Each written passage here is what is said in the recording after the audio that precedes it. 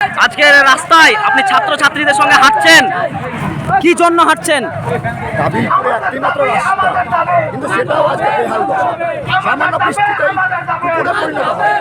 নিত্যদিনের এই রাস্তায় দুর্ঘটনা, আক্রান্ত হওয়ার ঘটনা প্রায়শই ঘটে থাকে।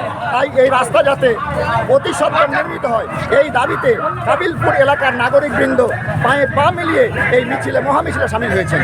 অনেকেই মাস্টার মানে শিক্ষক মহাশয়দের সমাজ থেকে আড়ালে আবডালে দেখেন এবং ভাবেন যে তারা আন্দোলনে কথা বলতে জানে না। তাহলে কি আপনারা নেমেছেন তাদেরকে আঙুল দিয়ে দেখিয়ে দেওয়ার জন্য, নাকি নিজের দায়িত্ব থেকে কর্তব্য থেকে? আসলে তা নয়, যে কোনো আন্দোলন, লড়াই, সংগ্রামে সবাই যে মাঠে নেমে আন্দোলন করবে তা ঠিক নয়। কেউ প্রত্যক্ষভাবে রাস্তায় নেমে আন্দোলন করবেন, কেউ পরোক্ষভাবে আমাদের পাশে থেকে আমাদের সহযোগিতা করবেন, এটাই কাম্য। ধন্যবাদ। আমরা দেখতে পাচ্ছি ছাত্রছাত্রীরা আন্দোলন করছে। নতুন রাস্তা হলো না কেন? ডিএম সাহেব জবাব দেন। নতুন রাস্তা হলো না কেন? ডিএম সাহেব জবাব দেন।